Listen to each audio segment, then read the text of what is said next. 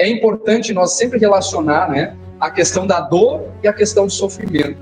A dor tem muito a ver com as questões físicas, me cortei e senti dor. Mas a questão do sofrimento, ela tem a ver com a nossa imperfeição. Então, diante deste capítulo, nós vamos observar que muitas vezes temos dores, mas temos mais sofrimento. Jesus sentiu dor. Ele foi crucificado numa cruz, não é? Nós machucamos a Jesus fisicamente, mas ele não sofria. Ele sentia dor, é diferente, porque ele não tinha imperfeições morais. Às vezes nós não observamos pessoas de muita saúde física, mas ao mesmo tempo de muito sofrimento.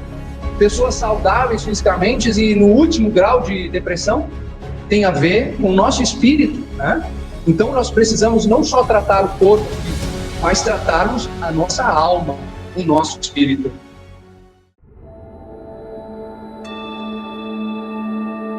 Então, meus irmãos, agora eu vou chamar a nossa irmã Suzana, que ela hoje vai nos fazer a nossa leitura de harmonização dessa palestra. Boa tarde a todos. Boa tarde. A obra é Palavras de Vida Eterna, Francisco Cândido Xavier, pelo Espírito de Emmanuel. Capítulo 106. Confiemos servindo. Assim também a fé, se não tiver obras, está morta em si mesma. Tiago, capítulo 2, versículo 17. Asseguras o mérito da semente, valorizando-lhe as qualidades. Mas, se alguém foge de plantá-la, todo o teu esforço verbal terá sido em vão. Gabas-te de possuir primorosos talentos artísticos. No entanto, se não trabalhas por expressá-los, descerás fatalmente ao ridículo diante dos que te ouvem. Esboças valioso projeto para o levantamento de largo edifício. Entretanto, se não promoves a construção, os teus planos, por mais belos, estarão relegados ao mofo. Confias plenamente no credor que te emprestou recursos determinados. Todavia, se não pagas a dívida, serás levado à insolência. Apregoas as vantagens de certa máquina, mas se ninguém experimenta os mecanismos na atividade, o engenho, por mais precioso, acabará esquecido por traste inútil. Assim também nos assuntos da alma. Em verdade, reverenciamos a providência divina, depositamos em Cristo a nossa esperança, admiramos a virtude e acreditamos na força do bem. Contudo, se nada realizamos na esfera das boas obras, a nossa fé pode ser vigorosa e resplandente, mas não adianta. Obrigada, atenção. Então, meus irmãos, hoje quem irá falar é o nosso irmão Nelson Macedo, trabalhador da nossa casa, vai falar o capítulo do Evangelho segundo o Espiritismo, que é o capítulo 5. Bem-aventurados os aflitos. Uma boa palestra a todos. Boa tarde, meus irmãos. Sejamos sempre bem-vindos à nossa casa, que a todos nós nos acolhe sempre com tanto carinho e com tanto amor. Hoje nós somos convidados a refletirmos juntos sobre mais um capítulo do nosso Evangelho segundo o Espiritismo. É sempre importante que se diga que nós, os espíritas, não inventamos um novo evangelho. O Evangelho segundo o Espiritismo é o Evangelho de nosso Senhor Jesus Cristo, a quem todos nós seguimos e amamos, e temos como nosso guia e farol que guia os nossos passos, conduz a todos nós um caminho seguro para que nós possamos alcançar a nossa melhora íntima, a nossa perfeição relativa. E hoje esse capítulo, Bem-aventurados aflitos, nos traz a oportunidade para refletirmos sobre as causas das nossas aflições. E quando nós falamos das aflições, nós observamos o momento em que nós estamos vivenciando neste momento, que são momentos difíceis para todos nós. São momentos únicos em toda a humanidade, em toda a história da humanidade, diante de tantos desafios que se apresentam para todos nós. Desafios desde dentro da nossa própria casa, como também na rua e em todos os lugares. Numa onda de vibrações que nunca foram vistas, tamanha densidade que elas se formam neste momento. Mas de onde vem tudo isso? vem de todos nós. Vem dos nossos pensamentos, das nossas emanações, enquanto criatura humana.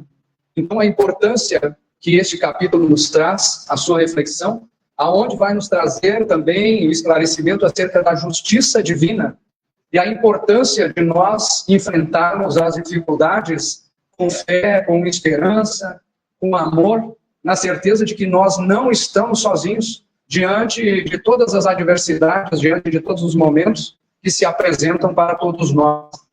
O objetivo geral do Espiritismo em nossas vidas vem nos trazer o esclarecimento da lei de Deus, porque a época em que Jesus encarnado entre nós esteve, nós não tínhamos maturidade suficiente para compreender-lhes as palavras de forma direta. Então ele nos trouxe os seus ensinamentos através de histórias, através de parábolas, trazendo situações do nosso dia a dia, situações comuns que se pudesse compreender, não é? Mas também o Espiritismo, além disso, vem nos trazer também, nos promover para o progresso, através do esclarecimento. Mas também nos traz o consolo, através deste próprio esclarecimento, nos dando as condições de compreender o porquê das coisas, o porquê da vida, e com isso diminuindo e anulando até mesmo as revoltas. Não digo com isso que nós não teremos dores ou sofrimentos, mas temos as condições de não nos revoltarmos. Também o Espiritismo nos traz a reconciliação entre a ciência e a religião, que antes ou era a ciência ou era a religião. E a partir do Espiritismo ele concilia, sem contradizer nenhuma delas, mas conciliando os dois aspectos. E a vida, então, nos apresenta como uma verdadeira forja para o nosso espírito, de modo que nós possamos observarmos em nós tudo aquilo que nós sabemos que temos dificuldade, que precisamos enfrentar, né? E a vida, então, se apresenta para nós como esse verdadeiro cadinho, né? O cadinho é aquele objeto que normalmente se utiliza, aonde a gente coloca metais e derrete os metais, né? Então, é como se fosse esse cadinho da vida, como nos diz Emmanuel, para que pudéssemos fervilhar as dificuldades ali, depurarmos o nosso espírito, não é? Maleando-nos como se fôssemos um ferro bruto ainda, né? Aqui nessa imagem exemplificada, a verdadeira forja da vida, né? Mas como poder malear esse ferro bruto que nós somos, não é? Trabalhando com o martelo, trabalhando com a compressão, com a pressão, no sentido figurado que aqui nos trago, né? Então, a pergunta, a partir disso, que nós nos fazemos a nós mesmos, é exatamente essa, né? O que nós somos? O que nós somos? Será que nós somos simplesmente um corpo de carne que agora passa de forma transitória aqui na Terra e terminou por aí? Muitas pessoas ainda acreditam nisso, né? Então, com base numa crença desse tipo, fazem o que se passa na sua cabeça, né? É o famoso dito popular, né? Vou aproveitar a vida. E o que é aproveitar a vida? Né? Então, é importante nós refletirmos, primeiramente, né? Saber o que nós somos, ou quem nós somos. A exemplo daquele refrão da música do Engenheiros do Havaí, né? Somos quem podemos ser. Nós somos quem podemos ser, não é? Mas o que nós podemos ser é a pergunta próxima que eu trago, né? O que nós podemos ser? Aí, o Livro dos Espíritos é quem vai nos ajudar a compreender isso na pergunta 23, né? Nos respondendo que nós somos um ser inteligente do universo. Nós somos um ser inteligente do universo. Portanto, nós temos a faculdade de compreensão da vida, nós temos a capacidade de pensar e até mesmo efetuar julgamentos diferente das outras criaturas vivas do planeta, não é? Nós temos a possibilidade da inteligência que nos permite discernir o que é certo do que é errado. E nós sabemos quando estamos agindo corretamente e quando estamos agindo de forma equivocada. Porque se a lei de Deus está na nossa consciência, toda vez que nós nos afastamos dela, nós viemos a incorrer em sofrimento. E nós sabemos quando nós erramos. Porque logo em seguida, após nós realizarmos um ato indevido, que porventura nós já o tenhamos feito e não nos damos bem, nós lembramos imediatamente, né? Por que eu fui fazer isso de novo? Né? Por que eu repeti isso? Ou por que eu deixei de fazer tal coisa se eu sabia que precisava? Isso é a nossa consciência nos alertando a respeito dos nossos próprios atos, né? A respeito dos nossos próprios atos. Mas quando nós temos que conceituar o que é o espírito, né, fica muito mais difícil, né? Como é que nós poderíamos conceituar, né? Essa pergunta 23 diz que nós somos um ser inteligente do universo, né? Mas é difícil uma conceituação tão profunda se nós não conseguimos até hoje compreender integralmente o nosso próprio corpo. A ciência ainda procura desvendar mistérios do nosso corpo físico. Imaginemos o que seria conceituar o nosso próprio espírito, não é? E não há comparações para que nós pudéssemos fazer para dizer que o espírito é semelhante a tal coisa, não é? É parecido com tal coisa, não é? Mas nós podemos dizer, como nos fala a questão 77 do Livro dos Espíritos, que nós somos obras de Deus. Por vezes nós queremos ter uma compreensão profunda sobre algo, mas tem tantas outras coisas à frente dessa compreensão, né? Muitas questões ainda latentes de compreensão, e nós não precisamos nos ater nesta busca de realmente querer compreender neste momento, diante das nossas limitações, né? Saber exatamente o que somos, de que somos compostos, enfim, não é? Mas nós podemos ter algumas conclusões. Na questão número 13 do Livro dos Espíritos, os benfeitores amigos vão nos dizer que Deus é soberanamente bom e justo. A partir desta afirmativa, se nós concordarmos com isso, nós podemos concluir que todas as questões que se nos apresentam na vida têm uma razão de ser. E que se eu passo por alguma dificuldade, de mesma forma, é que existe uma razão para aquilo, né? E aí, um dos quesitos, um dos itens que nós vamos refletir é justamente isso. De onde vêm as nossas aflições, né? De onde vem? Uma coisa é certa, Deus não criou ninguém para o sofrimento. Assim como também não criou ninguém para agir no mal. Deus nos criou para o bem. A sua lei é uma lei de amor. A lei de Deus, sempre repito, é uma lei amorosa.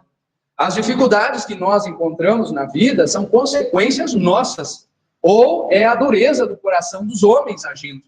As injustiças, as guerras, as dificuldades que nós observamos correm por conta do próprio coração humano, né? A obra de Deus, a sua lei, nos encaminha sempre para o bem, sempre para nos sentirmos bem, estarmos bem, para nós evoluirmos, e jamais Ele traz uma criatura à Terra para que ela seja um malfeitor, de forma alguma, não é?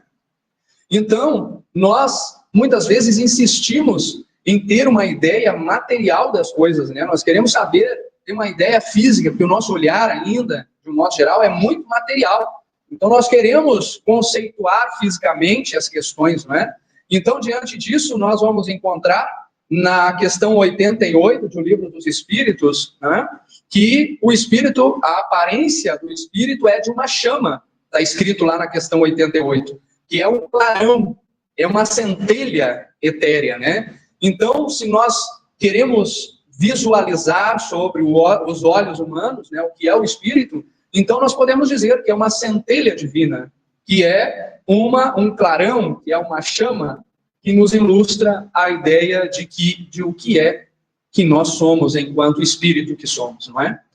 Mas nós sabemos que existem muitas graduações espirituais, existem muitas fases, muitos degraus da escala evolutiva, não é? Existem diferentes ordens de espíritos. Nós todos somos iguais enquanto criação.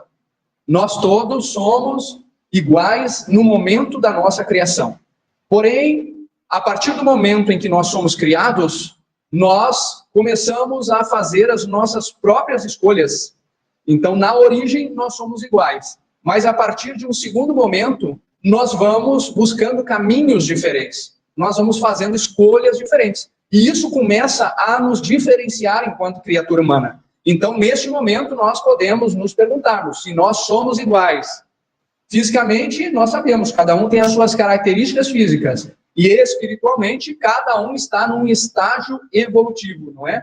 Enquanto o corpo físico, tirando as características exteriores, nós temos uma semelhança muito grande. Temos os mesmos órgãos, as mesmas funções vitais, não é? Mas, enquanto espírito, cada um tem a conquista de um grau evolutivo, né? Isso através das existências corporais que nós vamos, através das reencarnações, nos lapidando, lá naquela forja divina que nós ilustrávamos anteriormente. Então, na questão de número 96, Kardec pergunta, são iguais os espíritos ou há entre eles uma hierarquia? Kardec pergunta se eles são iguais, se nós, enquanto espíritos, somos iguais, ou existe uma certa hierarquia. E os benfeitores amigos vão nos dizer, são de diferentes ordens, conforme o grau de perfeição que tenham alcançado. Então, cada um de nós está num momento evolutivo. A gente costuma dizer, né, que nós estamos em nossa melhor versão neste momento. O que isso quer dizer? Que se nós pudermos olharmos e fazermos colocar em revista a nossa própria vida, né, nós vamos viajando no tempo, voltando, e vamos observando escolhas que nós fizemos ao longo da nossa vida. E se algumas das nossas escolhas que nós fizemos lá atrás, se nós as trouxéssemos para hoje, nós faríamos diferente, é um sinal que nós mudamos. Se teve algo lá atrás que com aquilo que eu tinha disponível dentro de mim, tomei uma decisão e fiz uma escolha, e se hoje eu faria essa mesma escolha de forma diferente, é um sinal que nós mudamos. Pode ser que eu me equivoquei em algum momento, mas isso não deve ser motivo para nosso martírio. Na verdade, isso é um sinal de que nós melhoramos, de que nós evoluímos. Porque os erros e os tombos da vida, eles têm um propósito, né? Claro que quanto melhores escolhas nós fizermos, né, menos dificuldades nós teremos. Mas os tombos faz parte da nossa ascendência espiritual. Faz parte do nosso crescimento, faz parte da nossa evolução, não é? Então, nós vamos perceber que as escalas evolutivas são inúmeras, são muitas. Então, nós começamos lá atrás, né, como espíritos ainda embrutecidos, espíritos ainda num degrau muito inicial da nossa escalada evolutiva, e na questão número 100 do Livro dos Espíritos vai nos dizer assim, a classificação dos espíritos se baseia no grau de adiantamento deles, nas qualidades que já adquiriram e nas imperfeições que ainda terão de despojar-se. Esta classificação, aliás, não tem nada de absoluta. Então não são escadas bem definidas, não são pontos muito bem definidos como está aqui. Existem inúmeras classificações, né? Apenas no seu conjunto, cada categoria apresenta caráter definido, ou seja, cada conjunto sim apresenta um caráter mais bem definido. Mas essa transição entre um e o outro, ela é muito tênue, se nós fôssemos olhar, pudéssemos ter a possibilidade de vislumbrá-la uma da outra, não é?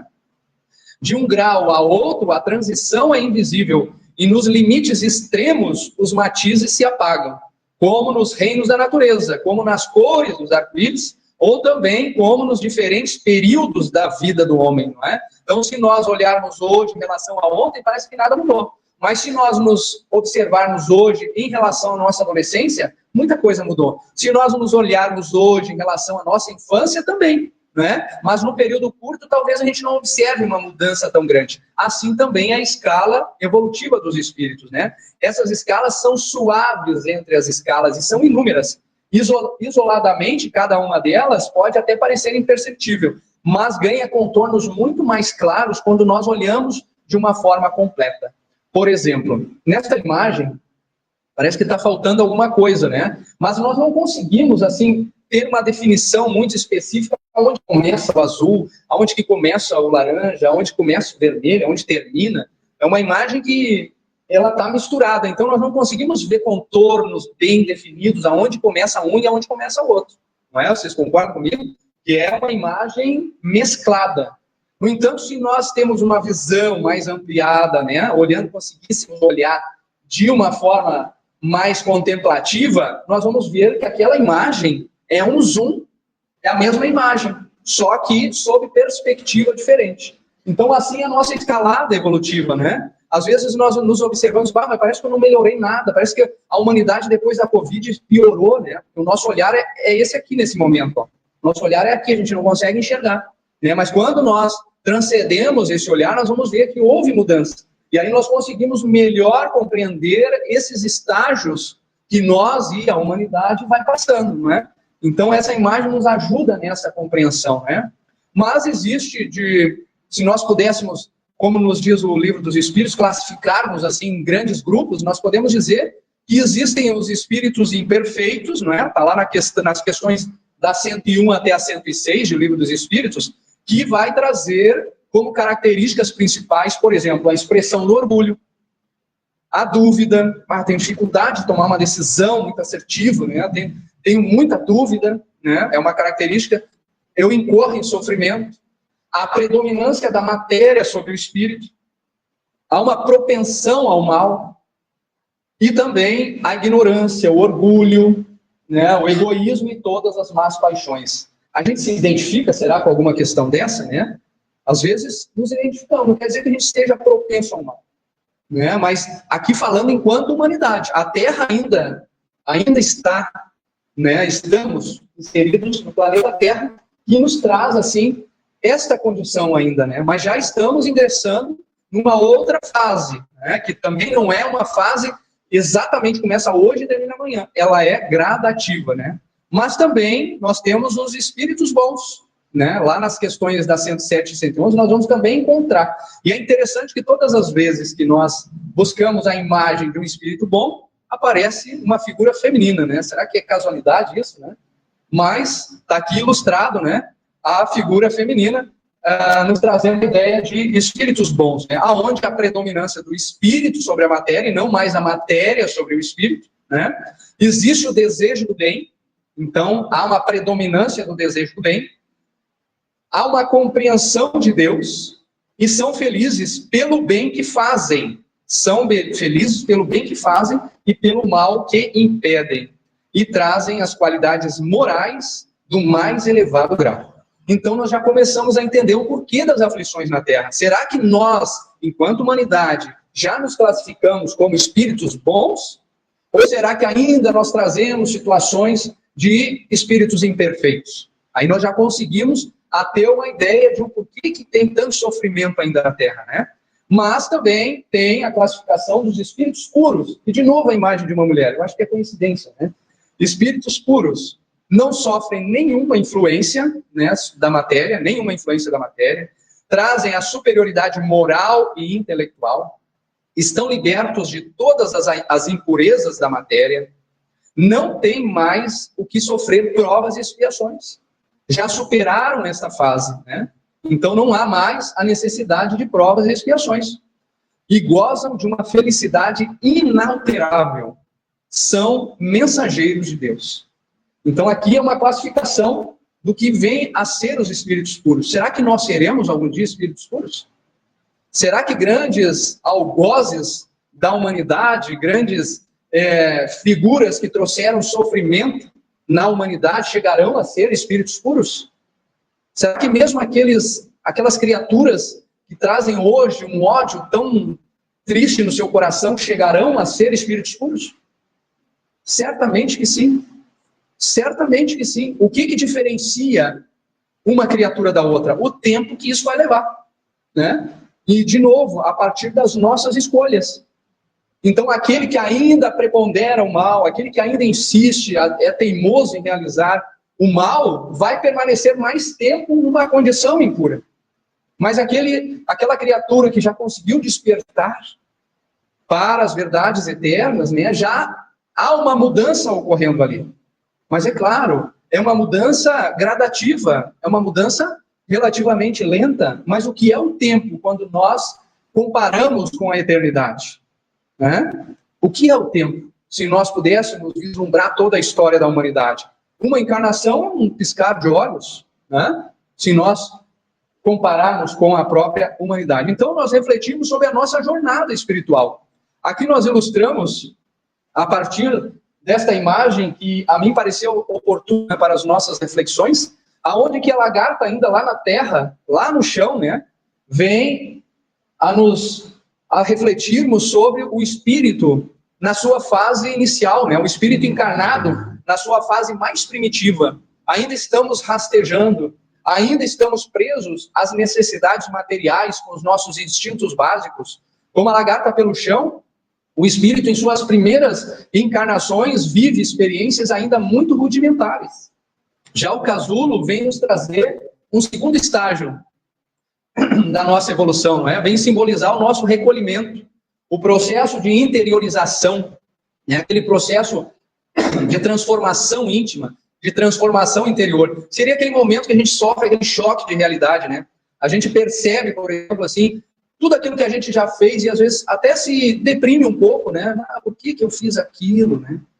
Agora comecei a estudar e eu percebo assim o quanto ainda longe eu estou de um estágio de harmonia, de felicidade, né? A gente fica naquele momento de introspecção, não é?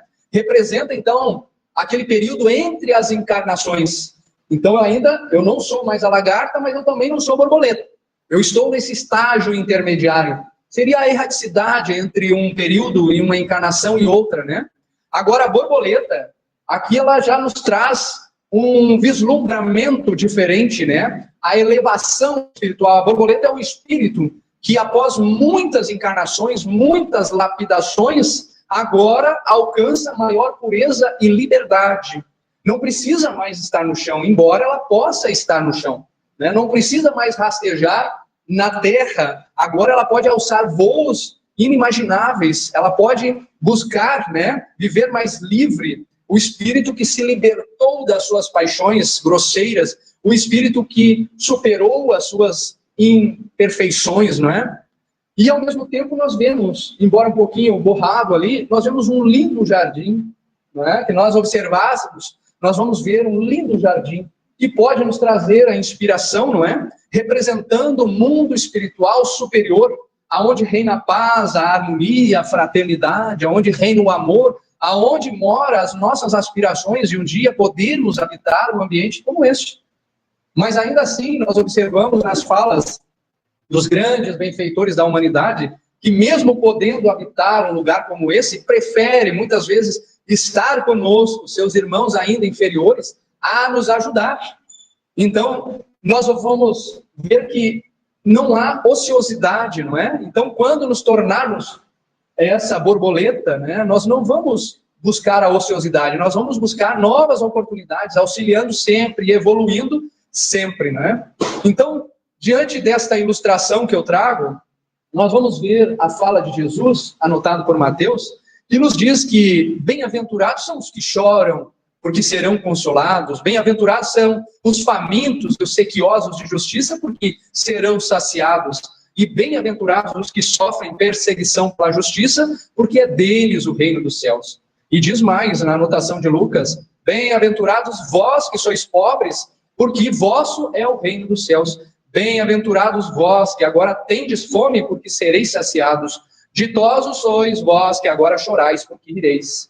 Nós observamos nesta fala de Jesus que ele se refere ao futuro, observem, né? Serão consolados, serão saciados, né? É deles o reino dos céus, vosso é o reino dos céus, porque sereis saciados, rireis, está falando do futuro.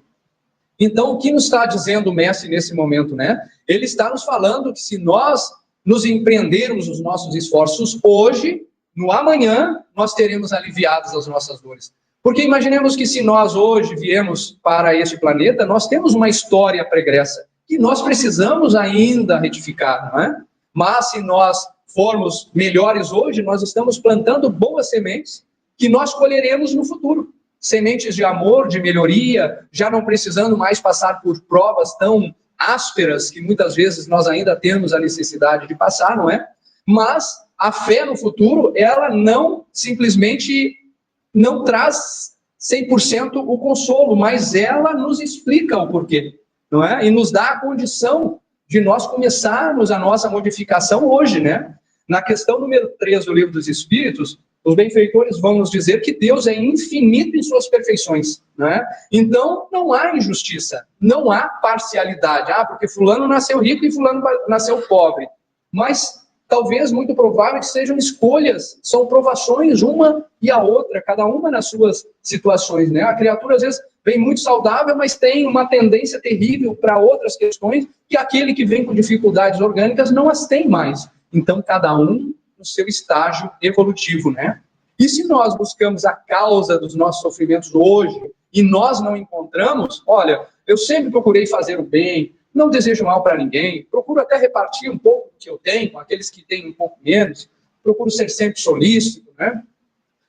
Cuidei bem dos meus pais, cuido bem dos meus irmãos, dos meus filhos, sou um amor para minha esposa e eu ainda sofro. O porquê? Então, se eu não encontro as causas nesta encarnação, elas estão nas encarnações anteriores.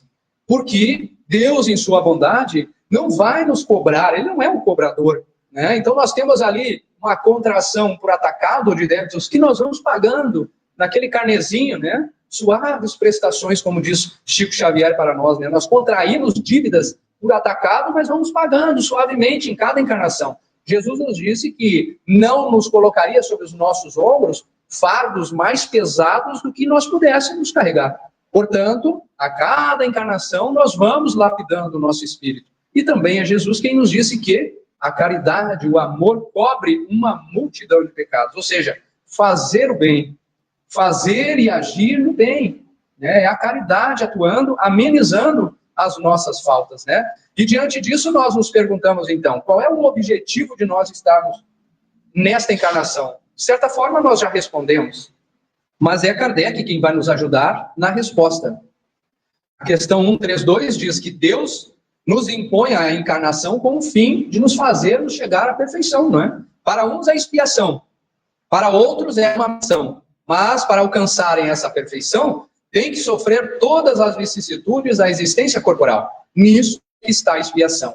Mas visa ainda outro fim, a encarnação, o de pôr o espírito em condições de suportar a parte que lhe toca na criação.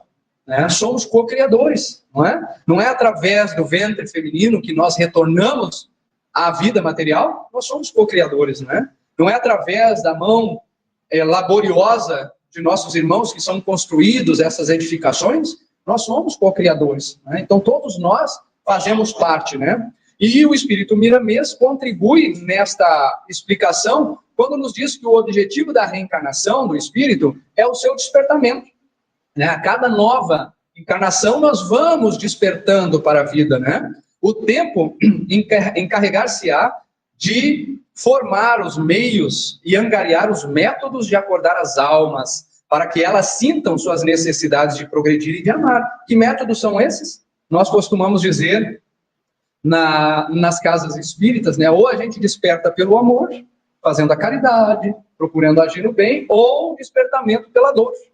Então, às vezes o sofrimento bate na nossa porta por um bem maior. Nós estamos passando por uma dificuldade que vai nos obrigar a voltar para aquele caminho e nos reajustarmos, não é? Diz mais o benfeitor.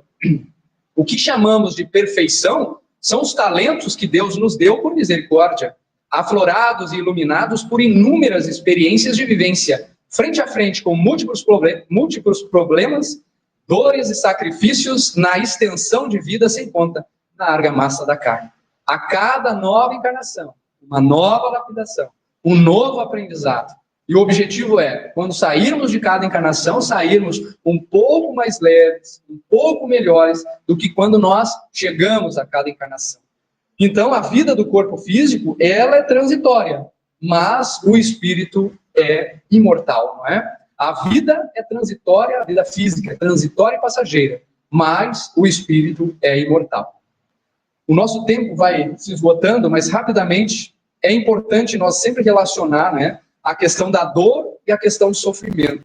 A dor tem muito a ver com as questões físicas, me cortei e senti dor. Mas a questão do sofrimento, ela tem a ver com a nossa imperfeição.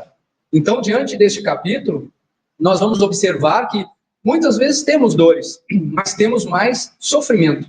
Jesus sentiu dor. Ele foi crucificado numa cruz, não é? Machucaram nós, enquanto seres humanos, machucamos a Jesus fisicamente. Mas ele não sofria. Ele sentia dor. É diferente. Porque ele não tinha imperfeições morais. Às vezes nós não observamos pessoas de muita saúde física, mas ao mesmo tempo de muito sofrimento. Pessoas saudáveis fisicamente e no último grau de depressão. Tem a ver com a nossa psique, com o nosso espírito, né? Então nós precisamos não só tratar o corpo físico, mas tratarmos a nossa alma, o nosso espírito. Leon Denis nos diz que o sofrimento é um meio poderoso de educação para as almas, pois desenvolve a sensibilidade, que já é por si mesma um acréscimo de vida. Por vezes é uma forma de justiça, um corretivo a nossos atos anteriores e longínquos. Joana de Ângeles nos diz que o sofrimento é, portanto, um cadinho purificador que retira as manchas da alma a fim de que brilhe a luz de que se constitui, irisando, ou seja, produzindo reflexos coloridos de belezas, o próprio ser, e atraindo o restante da humanidade na sua direção. No item 20 do Evangelho, do capítulo 5, nos diz que a felicidade não é deste mundo. Portanto, faz parte da nossa vida as dores, faz parte o sofrimento, faz parte as dificuldades, mas nós precisamos enfrentá-las com resignação, na certeza de que o Cristo está conduzindo a cada momento da nossa vida, e nos conduzindo também, mas Ele espera que nós façamos a nossa parte. Ele está disposto ao nosso lado, mas precisa que nós retiremos a capa, que é aquela passagem do Evangelho do mendigo que primeiro tira a capa, se despoja e depois vai ao encontro do Mestre, né? Tudo passa, tudo vai passar, como nos diz Emmanuel. Cada dificuldade, cada sofrimento, cada dor, cada tristeza, cada preocupação, cada sentimento que se passa em nosso coração neste momento, da dúvida, o que vai ser, como vai ser, tudo isso vai passar. No momento certo, tenhamos a certeza de que tudo passa. Fiquemos com a paz de Jesus, agradecemos a atenção de todos. Obrigado.